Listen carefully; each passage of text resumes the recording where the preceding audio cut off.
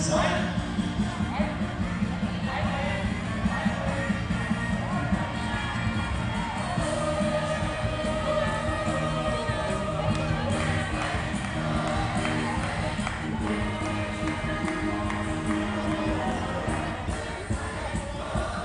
Jeg ser allerede en barn, de er allerede helt vildt med danskere.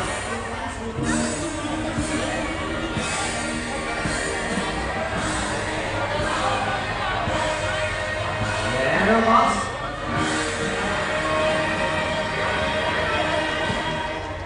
Ja. Ja, vi kører. Godt. Vi vil så fordele afstanden ud over gulvet, så I har super plads jo. Ja, så jeg ser på fryser. Du skal nok få varmen. Nu skal I se her.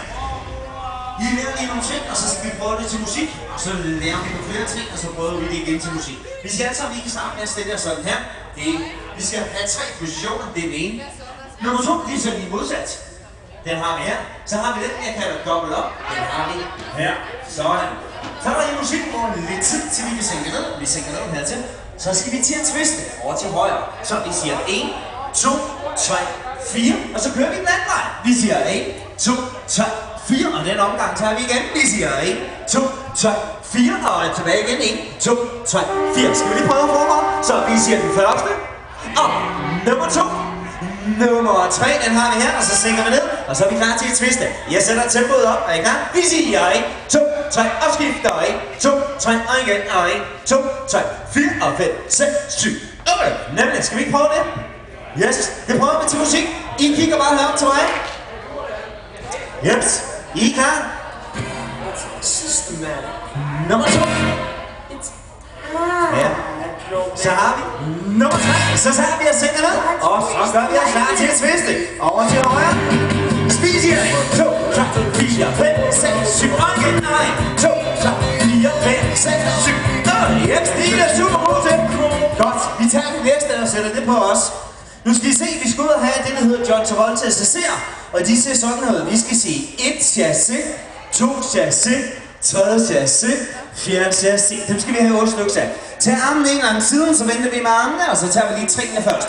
Vi siger side, samle, side, og side, samle, side. Og 1, 2, 3 og skift. 1, 2, 3. Bitte små trin. 1, 2, 3. Og 1, 2, 3. Så giver jeg også godt til rumpellen med her. Og 1, 2, 3. Og 1, 2, 3. Og 1, 2, 3. Yes. Så skal vi sætte armene på. Det plejer man lidt at sige, sæt dem ud til siden, sæt den i gang, og så kan vi ikke tænke mere over det. De kører rundt. Er I klar? De 8 chassiser. Vi siger 1 chassis, 2 chassis, 3 chassis, 4 chassis, og 5. og 6. og 7. og 8. Nemlig. Skal vi ikke tage på det forfra? Det gør vi. Jeps. Vi kører forfra. Er I klar? Det var den første. Nummer 2. Kom, nummer 3. Så tager vi og sænker ned, og så er vi klar til at twiste. Er I klar? Vi siger 1, 2, 3, 4, 5, 6, 7, og igen. 1, 2, 3, 4, 5, 6, og så siger vi 1, og 2, og 3, og 4, og 5, og 6, og 7, og 8. Nemlig, sådan. Jeps. Er I ikke bare gode? Ja. Så, er der ikke nogen mere? Der er helt misundelige for at komme herud og prøve. I er stadig nået det. Kom I endelig med op. Så, vi skal have sat lidt mere på. Nu skal I se. Det sidste vi laver, det var alle de her chassiser. Nu skal vi til at lave det her. Vi skal ud og sige 1, 2, 3, 4. Så siger vi 5, 6 og 7, 8. Den tager vi lige langsomt. 2 knap på lårene. 1, 2, 2 i hænderne. 3, 4. Så tæller vi alt, hvad vi kan over til højre. Så tager vi den ene hånd over den anden, og 2 af dem. Hele vejen den anden vej. Og 2 af dem. Den kører vi igen. Er I gang? Vi siger 1, 2, 3, 4, 5, 6 og en gang til. Vi siger 1, 2, 3, 4, 5, 6 og en gang til. Og 1, 2, 3, 4, 5, 6, 7, 8. Nemlig. Dem skal vi bruge 2 stykker af. Yes. Hver gang vi prøver til musik, så er det altid forfra. Vi bliver så super gode til starten. Yes. Vi er klar til at køre en tur forfra. Er I gang? Hånden før. Nummer 2. Nummer 3. Så tager vi jeg synger med, og så gør vi os klar til at twiste. Er I klar?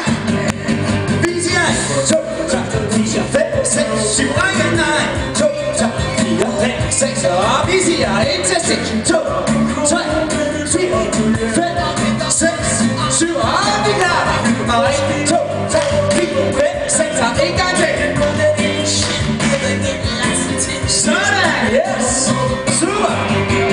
Godt! Vi er klar til at sætte noget mere på. I er også klar til det. Det var godt. Så, nu skal I se. Ja. Nu skal I se her. Vi skal have sat noget på, som der hedder de 8 vilde løb. De 8 vilde løb, de ser sådan her ud. I skal ud og lave det her. I skal sige 1, 2, 3, 4, 5, 6, 7 og 8 herover til. Skal vi prøve det? Så, hvis vi ligger ud sådan her, så er vi klar til. Så siger vi 1, 2, 3, 4, 5, 6, 7, 8. Jeps. Er der nogen, der har et godt bud på, hvis der er nogen af jer, der har set filmen, hvad der kommer nu? Ja. Se, I vidste jo allerede. Så, nu skal I se. Vi tager venstre hånd ind på hoften, højre hånd ud til siden. Vi skal køre armen ind foran i 8 tællinger, og det gør vi her. Vi siger 1, 2, 3, 4, 5, 6, 7, 8. Så går vi ind og siger, nu bliver det straks værre. Siger vi 1, op 2, ned 3, ud 4, 1, 5, op 6, ned 7, ud 8. Og ved I hvad? Det hele kommer over på den anden side, er vi ikke heldige? Jeps, armen inden foran først. Vi siger 1, 2, 3, 4, 5, 6, 7, 8. Så går vi ind og siger 1, 2, 3, 4, 5, 6, 7, 8. Skal vi ikke lige prøve begge to, hvor jeg sætter tempoet op? Er I klar? Vi siger 1, 2, 3, 4, 5, 6, 7 og 8. 1, 2, 3, 4, 5, 6. Skifte over. 1, 2, 3, 4, 5, 6, 7 og 8. 1, 2, 3, 4, 5, 6, 7, 8. Gik det godt? Det skal nok gå godt til musik. Vi skal til at prøve. Vi tager det forfra en gang til. Er I klar? Det var første. Nummer 2. Nummer 3. Vi tager og sænker ned, og så er vi klar til at twiste. Over til højre. Vi siger 1, 2, 3, 4, 5, 6, 7, og igen. 1, 2, 3, 4, 5, 6, og så siger jeg 1, 2, 3, 4, 5, 6, 7, og vi er klar. 1, 2, 3, 4, 5, 6, den sidste gang. Og så giv gas. Er I klar, så løber vi. 2, 3, 4, 5, 6, 7, 8, 2, 4, 6, skift down. 2, 4, 6, 8, yes, så, var I ikke bare gode? Ja. Så, vi skal prøve noget mere, skal vi? Godt. Så, jeg ved godt, der er flest biler. Men, vi skal ud og køre på motorcykel her. Okay? Så det vil sige, vi skal lave en lille hop. Film er amerikansk. Lige så vel som de biler, vi har her. Så er det en ordentlig kværn, vi skal op og sidde på. Ordentlig motorcykel. For at komme op på sådan en motorcykel, der gør man sådan her. Hop, hop, og så sidder man godt. Okay, er I klar? Så, vi siger hop, hop. Yes. Er I oppe at sidde? Sidder I godt? Godt. Nu kan jeg se, at I er vant til at køre scooter alle sammen. Det her er jo styret på sådan en, det sidder her. På de her motorcykler her, som vi bruger i den her land, de har hverken nøgle, pedal eller noget. Ja. For at starte sådan en, der gør man sådan her. Der siger man start. Start, så er der gang i den. Ja. Har I også gang i jeres motorcykel? Godt, nu skal vi køre rundt.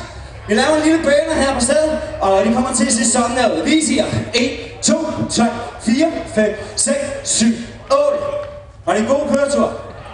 Vi tager lige og prøver igen, er I klar? Og så vi siger hop, hop, grib fat, og start, start. Så kører vi over nu. 1, 2, 3, 4, 5, 6, 7, 8. Nemlig, det skal vi prøve til musik, det bliver sjovt. Så, lad os prøve forfra. Du var først. Nummer 2.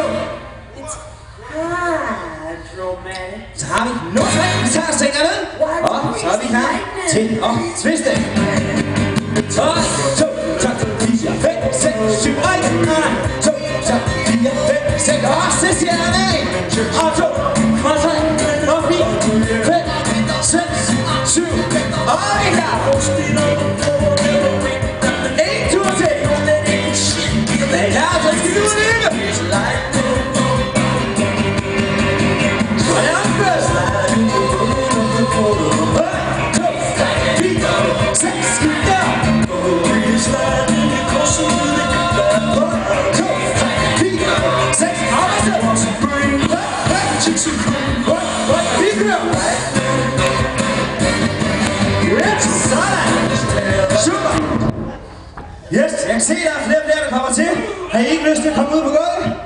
Kom I endelig med. Vi har nogle super dygtige dansere dernede på gulvet. Så det er ikke så svært. Det var godt. Ja. Så vi er klar til at bygge videre på den her lavkage. Vi har været ude og køre på motorcykel. Yes. Nu hvor vi har så godt vejr, skal vi nemlig ud og have fat i en ny maskine. En ny maskine, det er en flyvemaskine. Motorcyklen den stoppede her. Så skal vi til at lave det her. Vi skal sige 1, 2, 3, 4, 5, 6, 7. Kom så Peter her. 1, 2, 3, 4, 5, 6, 7, 8. Hvordan gik det? Ja, det er værd, når man er mænd og skal multitask. 2 ting på en gang. Så, lille godt råd. Hold jeres kære ben ned under skuldrene. Hælen af gulvet, det har vi her. Så begynder vi at slå lårene sammen. Yes. Og så holder vi balance med vingerne. Yes. God flyvetur her. Op i flyver. Op i flyver. Nyd udsigt, der er godt vejr. Så, der skal vi ud og flyve for 2 gange 8. 2 gange 8 tællinger. Når vi er færdige med at flyve, må jeg så være så venlig at bede om at slutte af med vingen sådan her. Ja. Så, vi skal prøve det her forfra til musik. Så. Vi er klar lige om 2 sekunder, så jeg er klar.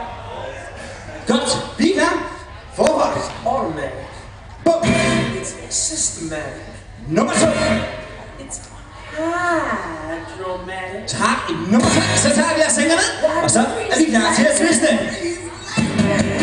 Så er det 1, 2, 3, 4, 5, 6, 7, 8, 9, 2, 3, 4, 5, 6. Og så siger jeg 1, og 2, og 3, og 4, og 5, 6, 7, 8. Så klapper vi.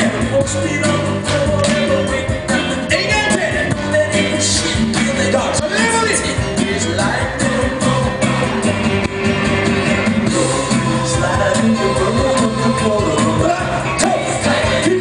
6, skidt der! 1, 2, 4, 6, op på motorcyklen! Og vi kører! Så er det ud at flyve! 1, 2, 4, 5, 6, 7, 8! Og det er en god flyvetur! Nede i udsigten! Ja! Så! Vi skal have sat lidt mere på. Det er godt at se, der kommer flere og flere ud på gulvet. Se folk danser med dernede. De danser helt vildt med nede i baren. Det er godt at se. Så, godt. Flyvetur overstået. Jeps. I har varmet op, ikke også? Er I ved at få varmen? Det var godt. Skal nødt have, der nogen, der får en filmspejl. Nu skal I se. Vi skal ud og lave. Der var noget med vingen, skulle slutte af sådan her.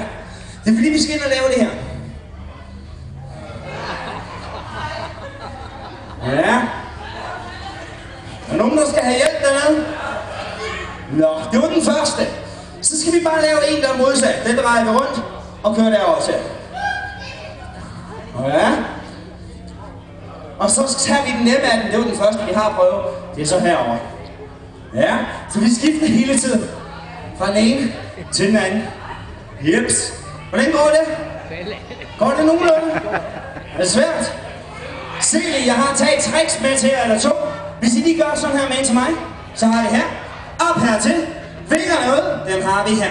Den første af dem, det er ikke den værste. Det er den her. Nummer 2, det er den, vi plejer at droppe lidt, så leder vi efter den hernede. Hold herovre fra. Giv slip for albuer hernede. Pynt på. Den har vi her. Så har I fået en kosteskaft igennem over armen, og det drejer vi rundt om. Ja, det. Vi prøver lige igen. Kører lige herover til. Jeps. I ved godt, det er kun armen, vi har gang i. Der kommer også trin til jer. Ja, så. Ned og slap af i armene. Det sidste lille trick, jeg har med op i armen til jer. Igen herned. Herud til. Herop til. Hvis nu vi gør det sådan her. Og skift. Se, nu har vi den. Så er det bare pynten. Værsgo. Ja. Så. Vent lidt med armene. Vi skal sætte nogle trin på. Trinene, de ser sådan her ud. Prøv lige at se. Vi skal ud og sige. Et gå-trin og en hop. Gå, hop og gå. Hop og gå. Hop og gå. Hop og gå. Hop og gå. Hop. Yes. Så. Vi finder lige venstre fod frem. Den har vi hernede. Så siger vi. Gå. Hop og gå. Hop og gå. Hop og gå. Hop og gå. Hop og gå. Hop og gå. Hop. Nydeligt. Skal vi prøve at sætte det sammen med vingerne? Så, vi har vingerne at slutte af her. Vi forbereder den første. Den har vi her. Venstre fod sidder hernede. Så er vi klar. Vi siger gå. Hop og gå. Hop og gå. Hop og gå. Hop. Jeg lover jer, det ikke var svært, vel? Gå. Hop og gå. Hop. Nu skal I se her. Jeg har en positiv nyhed til jer. Vi skal kun bruge 8 stykker sammen. Så, skal vi bare prøve det sjovt til musik? Godt. Så, lad os prøve. Vi kører her forfra. Det var så. Nummer 2. It's hydromatic. Så ser vi og synger det. Så er vi klar til at twiste. Så er det 2, 3, 4, 5, 6, 7, og igen nej. 2, 3, 4, 5, 6, og sidst her nej. Og 2, og 3, og vi får allerede optaget. Det lyder godt, og vi klapper, ikke der? En gang til. Er I klar, så løber vi. Så er det op med. 1, 2, 3, 4, 6, 7, 8. 1, 2, 3, 4, 6, og vi kører. Så er det ud at flyve. 1, 2, 4, 5, 6, hænder ligge.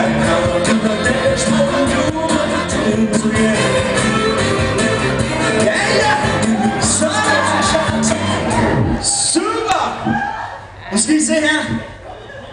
Jeg kan jo se, at I ser rigtig godt ud dernede, jo. Ved I hvad jeg er allermest vild med? Det er den personlige stil, I lægger i det. Det er bare godt. Så, der er ikke ret meget tilbage. For I har været super flittige. Så skal I jo have en lille tår drik lige om et øjeblik. Men I hopper lige med til det sidste her. Så er I nemlig klar til at give gas i en gang grease lighting. Vi har været ude at lave dem her. Fra den ene til den anden side. Nu skal vi til at lave de her trin.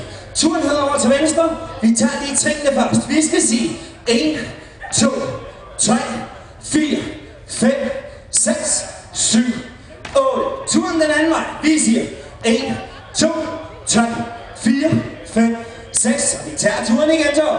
1, 2, 3, 4, 5, 6. Og turen. Og så er 1, 2, 3, 4, 5, 6. En sidste gang. Og 1, 2, 3, 4, 5, 6. Og turen til højre. 1, 2, 3, 4, 5, 6, 7, 8. Kig bare lige de her trin. Dem kan I bruge senere, når der bliver spillet op til fest, jo. Ja. Så, nu skal I se. Alt hvad der hedder fra top til to, skal der rystes med. Okay? Turen over til venstre. Er I klar? Vi giver den fuld gas alle sammen. Vi siger 1, 2, 3, 4, 5, 6. Og skifte over. 1, 2, 3, 4, 5, 6, 7, 8. Yes. Er I gode? Så, nu skal I se her. Jeg lover jer, at I snart fik lov til at komme ned og få en lille tår drik. Efter vi har været ude og ryste, kommer der faktisk noget, som I kender. Vi skal op til omkvædet anden gang. Og det er nemlig, hvor vi har de 8 vilde løb. Den har I været med til. Omkvædet anden gang, det tager vi også med. Herovre fra os. Turen kører her. Og ved I hvad? Vi slutter af med en lille køretur på motorcyklen. Vi siger hop, hop, er I fat? Ryk, ryk. Og så kører vi her. Og ved I hvad? Så har I fortjent en lille drikpause her bagefter. Så vi skal have den her en sidste gang. Og vi giver den fuld gas. Lover I mig, I giver fuld gas? Det var godt. Så lad os prøve. Vi er klar til at køre. Systematic. Nummer 2. Ser godt ud. Hydromatic.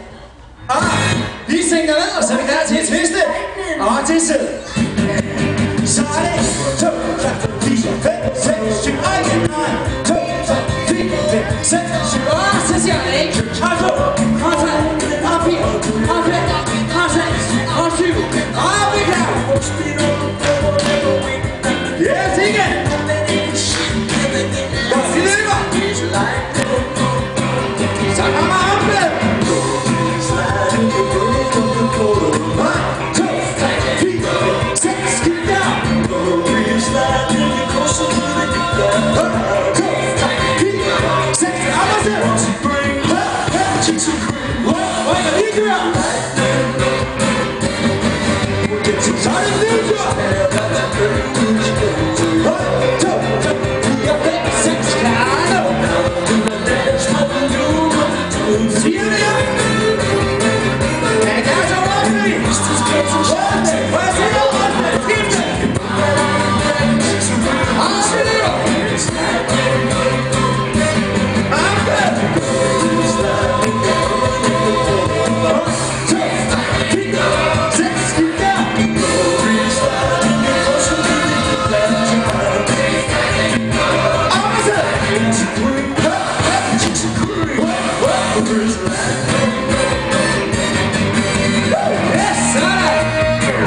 Super godt gået.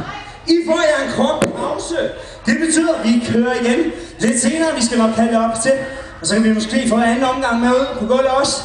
Tusind tak for nu. Tag lidt en drik.